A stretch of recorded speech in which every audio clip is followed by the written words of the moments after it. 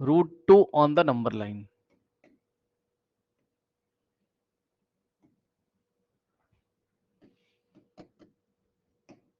सबसे पहले हम लोगों ने एक नंबर लाइन ड्रॉ करी थी इस तरीके से।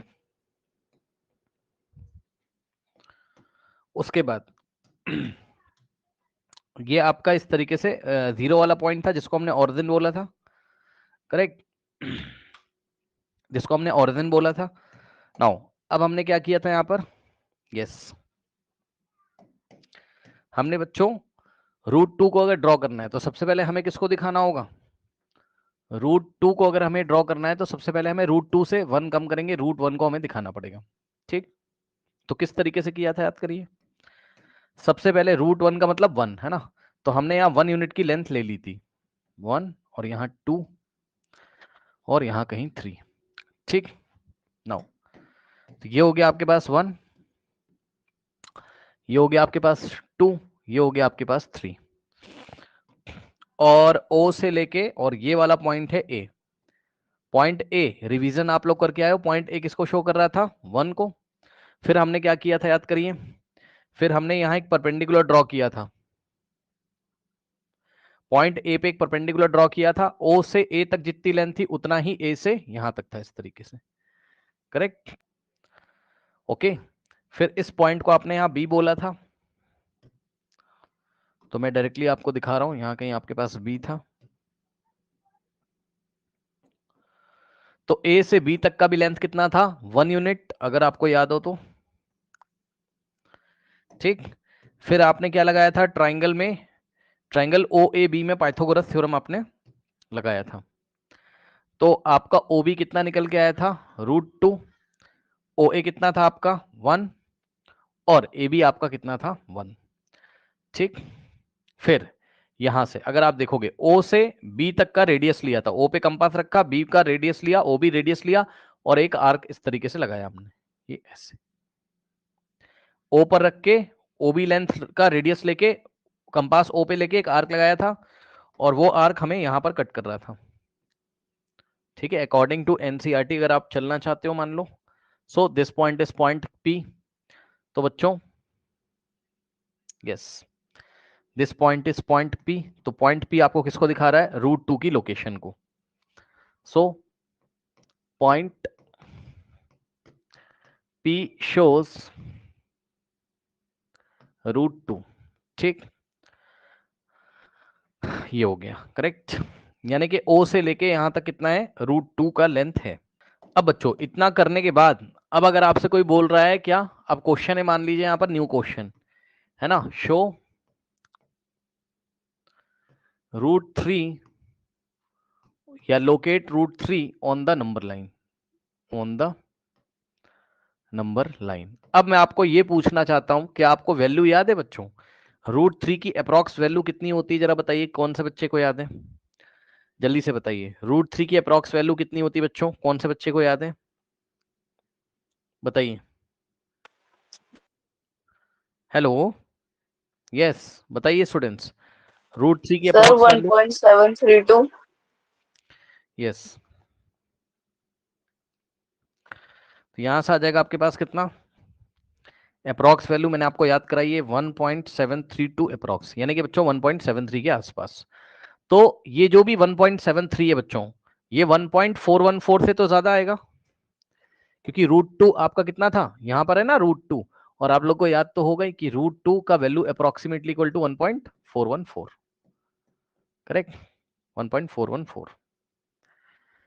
सो 1.4 से ज्यादा 1.7, यानी कि बच्चों √3 कहां मिलेगा हमें, पी से बाहर मिलेगा यहां कहीं। अब कैसे मिलेगा, अब आप लोग मुझे ये याद दिलाइए जरा, आप लोग मुझे ये याद दिलाइए जरा कि √3 को शो करने के लिए √3 से पहले हमें कौन से नंबर को नंबर लाइन पे शो करना पड़ेगा, जल्दी से बताइए, जल्दी से बताइए, बोलो बोलो बोलो भाई।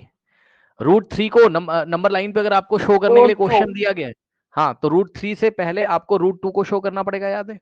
तो बच्चों क्या आप √2 को शो करना जानते हैं, जल्दी से बताइए, कल ही तो सिखाया था, अभी तो रिवीजन कराया है। Yes sir. तो पहले हमको किसको शो करना पड़ेगा, √2 को, एंड √2 ऑलरेडी शोन है, चेक कर लीजिए।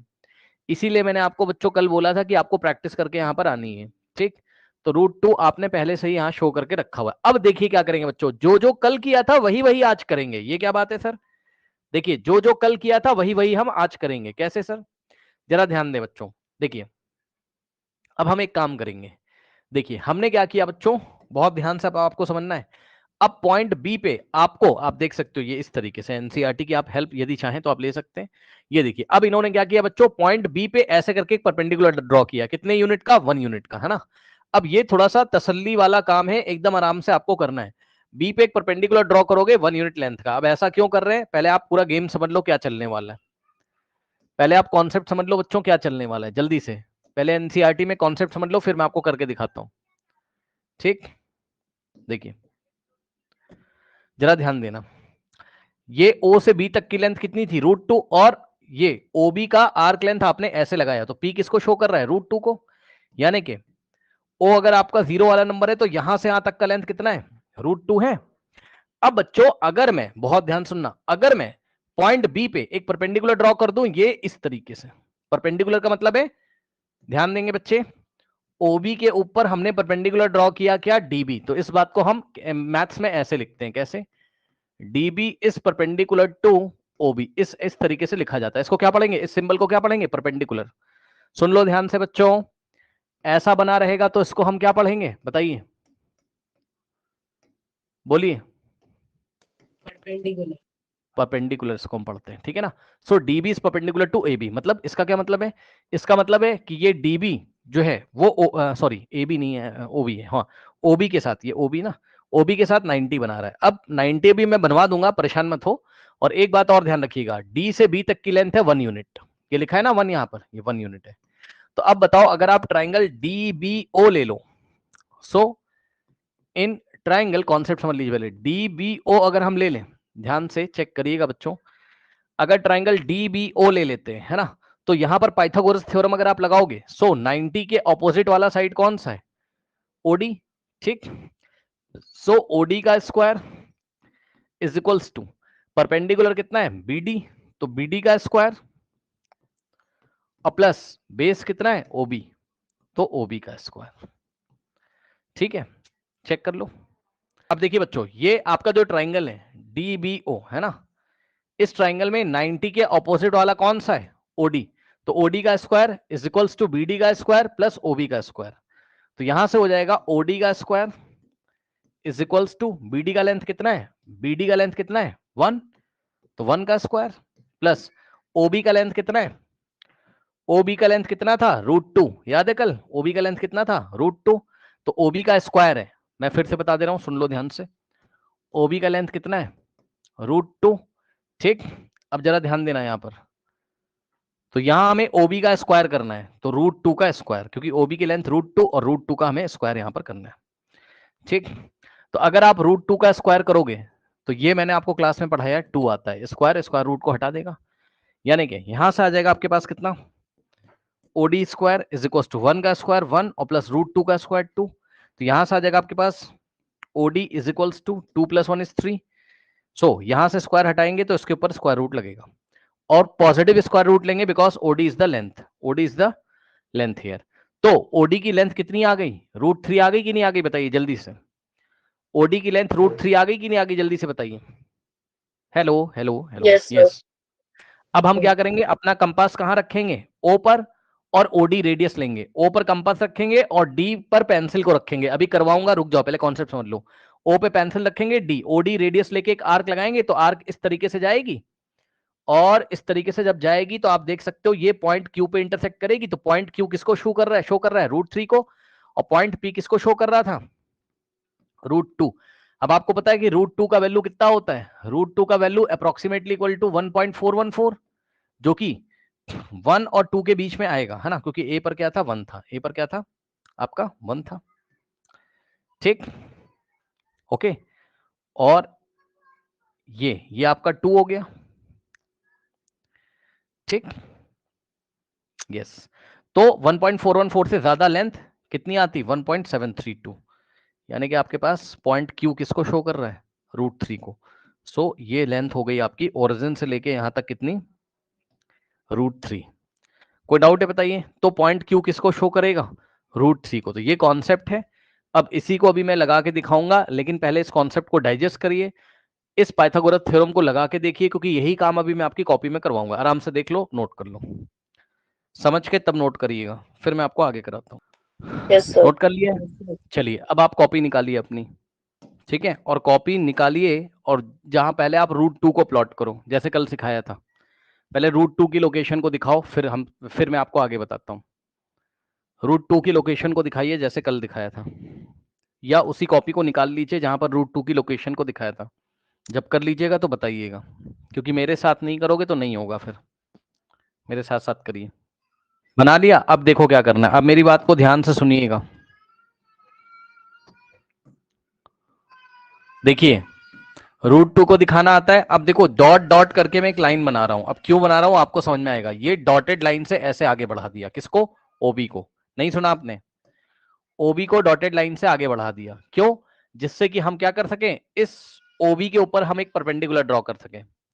कैसे करोगे? कंपास को बी पे रखो, रखो रखो रखो रखो, और एक आर्क लगाओ। कंपास को बी पे रखो और ऐसे करके एक पूरी आर्क लगाओ। लगाओ जल्दी से।